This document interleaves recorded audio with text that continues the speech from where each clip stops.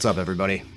Welcome back to Ground Zero Salem. I'm Pat, and I thought I'd go into my record collection for a little bit, continue through the stacks alphabetically, as I've been doing for almost a year now, I want to say. Almost. Making alright time, considering I have other types of updates. We're on the Fs. We're going to be going through some Fs. FUs to focus. So, before I get into that, you'll probably recognize, if it's coming out in the background, a familiar theme. The theme from Phantasm, aka the building block for, like, at least 75% of death metal. I feel like this is every Entombed song. Swedish death metal in particular. Anyway, this is a Mexican early death metal, kind of late thrash sort of band. This is their demo, Phantasm, so it's really grimy, real scary, really raw. I like this band a lot. I have a lot of their material. They turned into a straight-up black metal band a few years after this. This is their demo. Their debut LP came out on Wild Rags, which I also have. I can't remember the name off the top of my head. It's something of Life and Death. But this is my favorite material by Toxodeath, the Phantasms EP. Lots of interludes. Whole thing's about the movie Phantasm, which is awesome. One of the best horror movies ever. Don Coscarelli, great dude. So let's jump right into it. I've got a couple of FUs LPs. This is the debut, Kill for Christ, reissued on Tang. Originally, I think it came out on Pussmort or Exclaim. I can't remember which.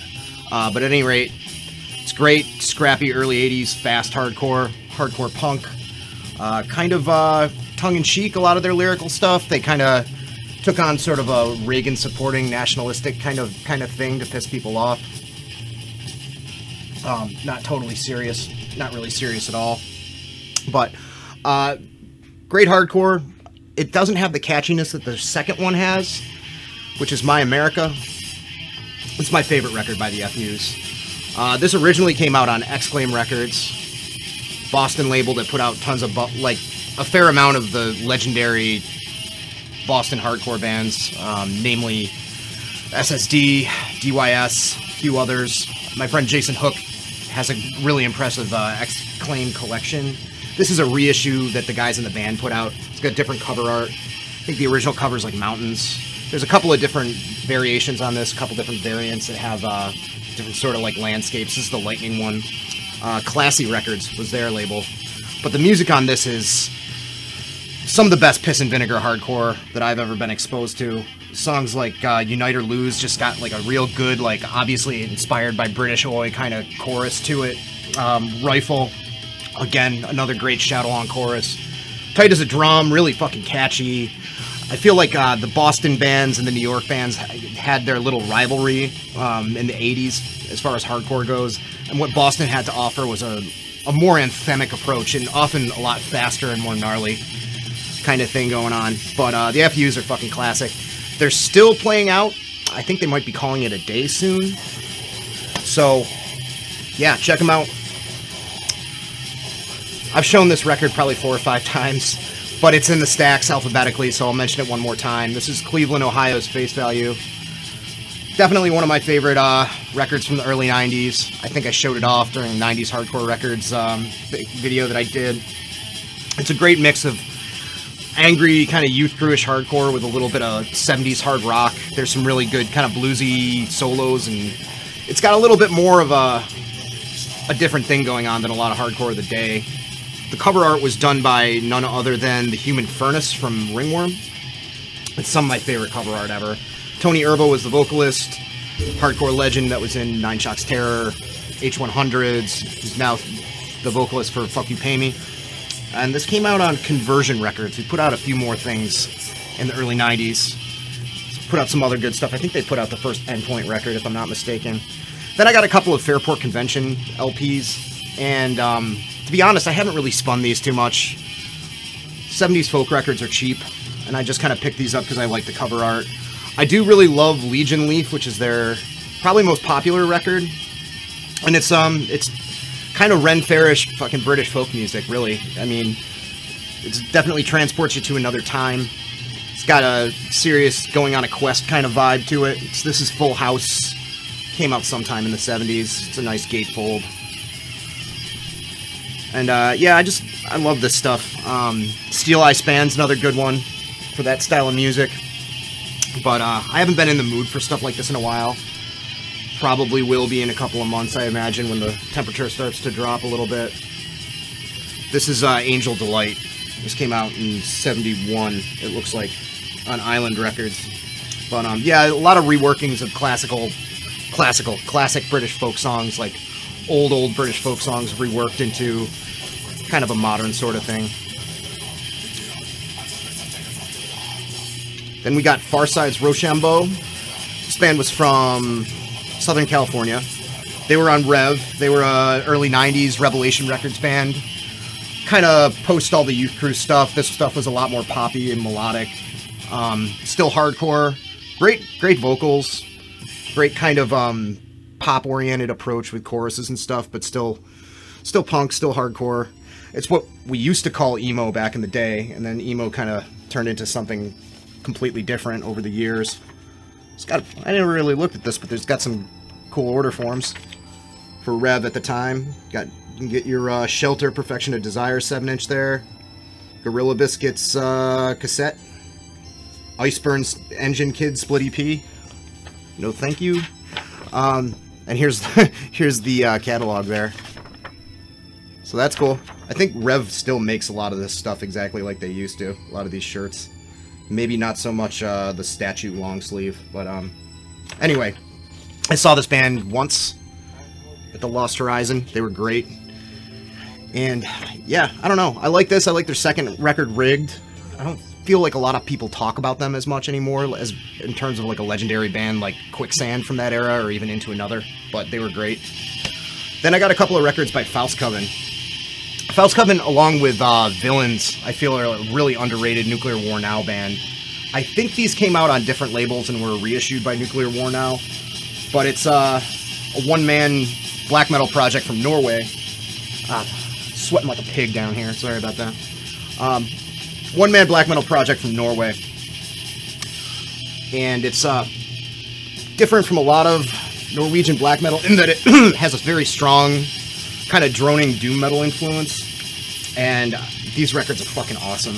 I can't remember which one precedes the other, but this is Rising from Below the Earth. You know, it has that sort of drony influence. You can see that maybe it's influenced by Burzum a little bit, at least in regards to the cover art.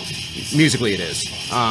But it has a much heavier, kind of riff-driven doom metal kind of vibe to it, which is awesome. And this is Halo the Burning Wings. And Faustcoven's coming out with a new one, I believe in September or October, and you better believe I'm going to be picking that up. Their third LP I have on compact disc, and it's probably my favorite one by them. Despite that, the name is escaping me right now. Then we've got Fear, the record. I think 80 or 81, LA punk, LA hardcore punk. One of the few bands in the scene at the time that was really gifted musically. Really good musicianship chops. You know, Lee Ving could really belt it out. Kind of soulful crooning vocal style, like not too different than, say, a Glenn Danzig or something like that, maybe. Kind of bluesy. This guy was around playing music before punk even happened. He, from what I read, lived in Philly and played in blues and country bands. I mean, I think that kind of shows in the influence of Fear. Definitely really confrontational, sort of lyrical approach, but also kind of tongue-in-cheek. If you know anything about punk rock, you gotta know Let's Have a War. That's a song they played on SNL when all the punks from DC and New York completely destroyed the set and everything. What I like about Fear is that they have ragers, like a lot of punk bands, but then they have some songs like Disconnected, which is just a weird, bizarre, almost like kind of post-punk kind of song. They get creepy and odd in a lot of places, but this is the record you want to get if you haven't heard Fear. They have like 4 albums. They came back in the 90s.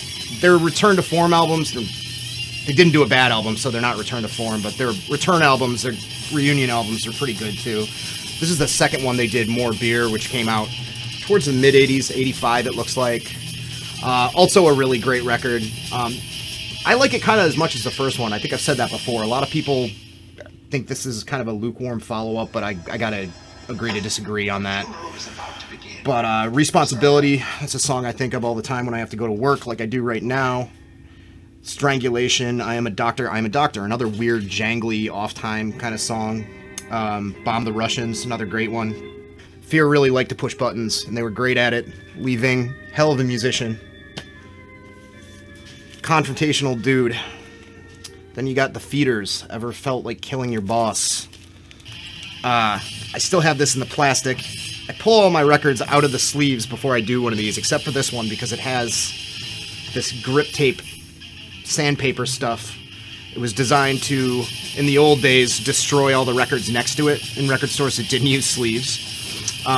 This band, super snotty and obnoxious, early hardcore along the lines of, you know, Dead Kennedys.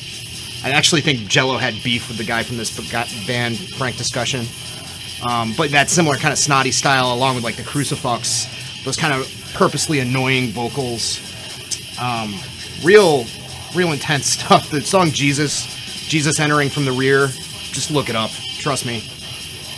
But yeah, good punk rock, good hardcore, real nasty, real weird. They were from Southwest, I think, Colorado. Then I got the, I believe, debut, Fields of the Nephilim, Dawn Razor. This is a great band. They're a, you know, kind of a goth band, death rock, whatever you want to call it, that were Western themed.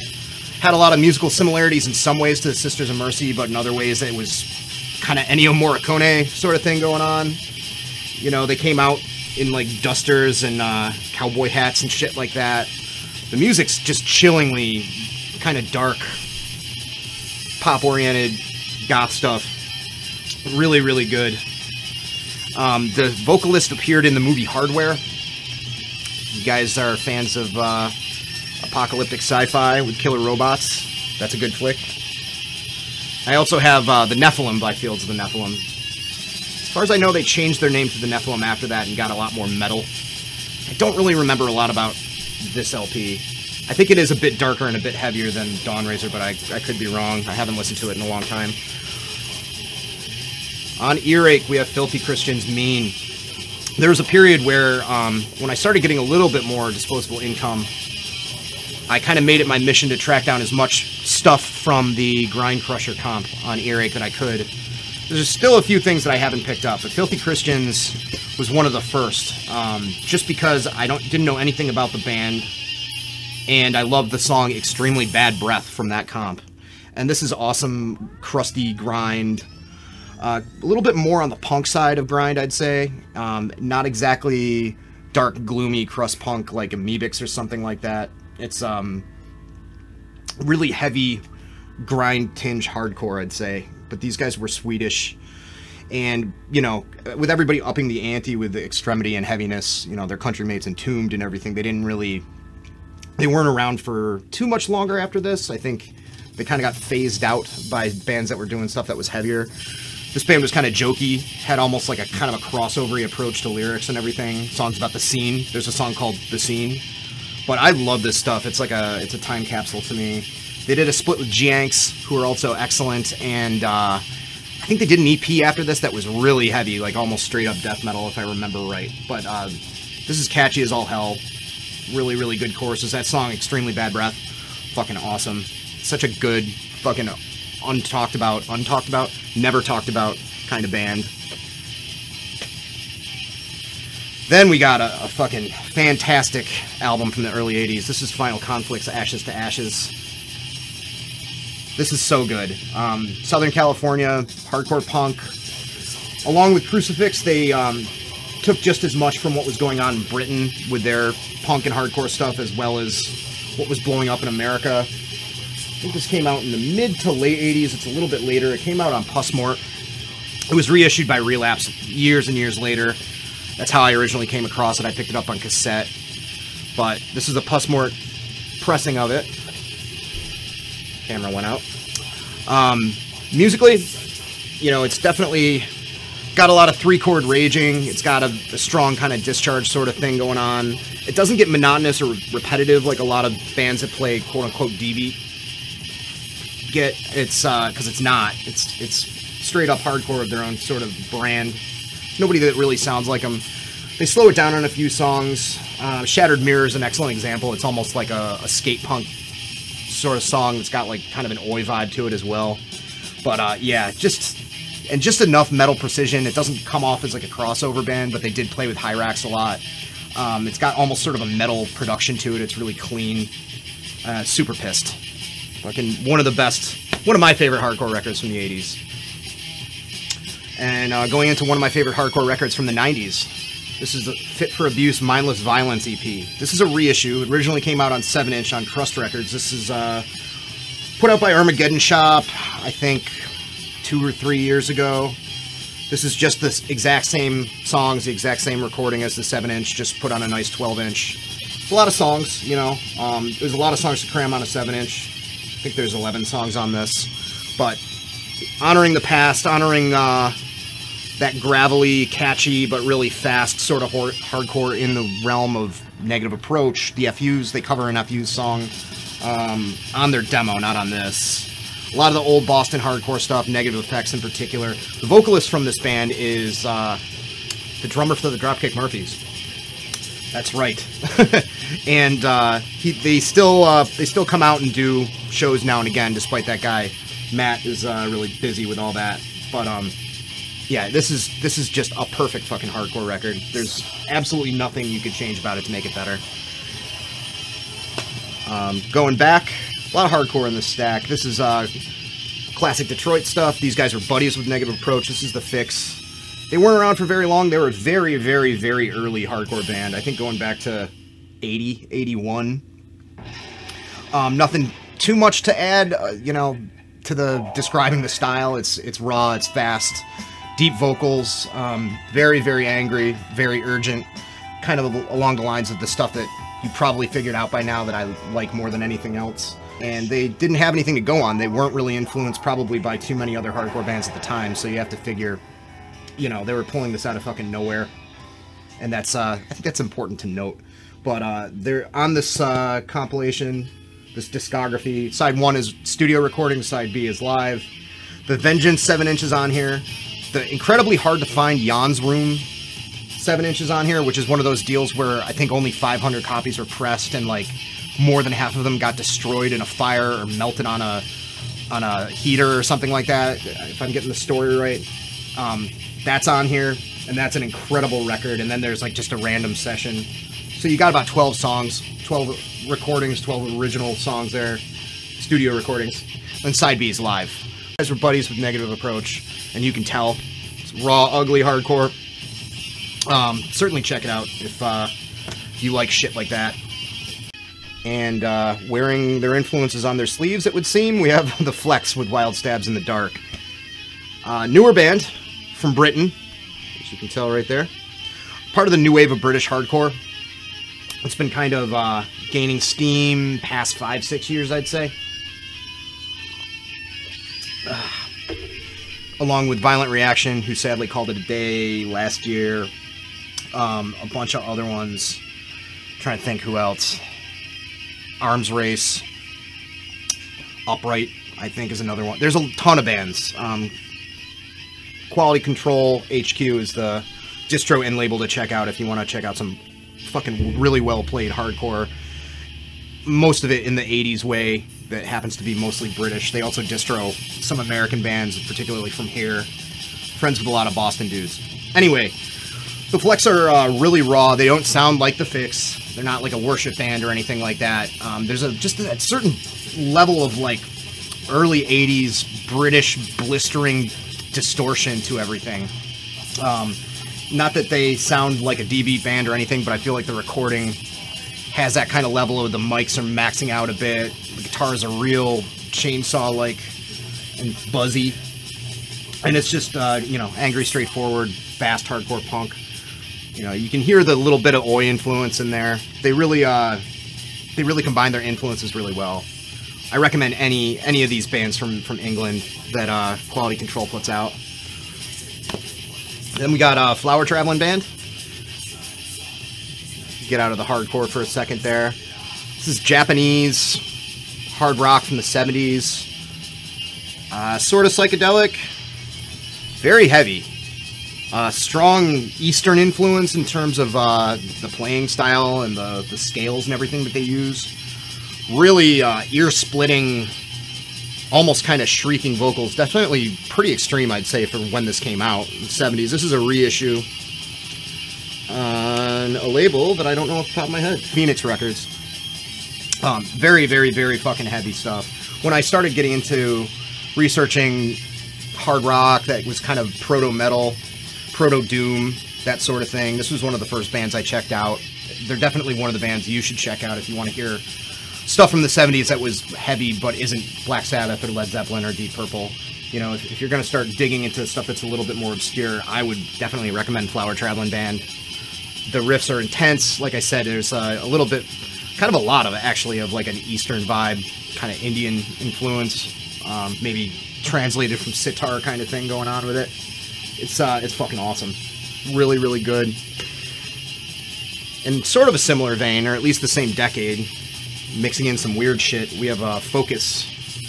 They were European, I want to say Swiss, or don't know off the top of my head. Swiss or maybe Scandinavian. But I'm saying Swiss because they involved yodeling. Really heavy riffs, you know, very, very crushing heavy riffs for a 70s band. And yodeling. Believe it or not, it works. it works really fucking well. And this is a great album. I have this Moving Waves, which was the, you know, their big album that came out. I remember just hearing the song Focus with the yodeling because it was on a car commercial a long time ago. I think a Volkswagen commercial. And then I have Live at the Rainbow, which has got most of the same songs, I think, from Moving Targets, and it's fucking awesome as well. So it's nice to bust those out once in a while and, you know, put on my lederhosen and fucking yodel. But yeah, that's it for right now. A little bit of a rush job. I kind of laid around all weekend.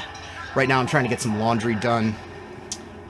You know, have some coffee, listen to some Toxo Death. I'll be back soon.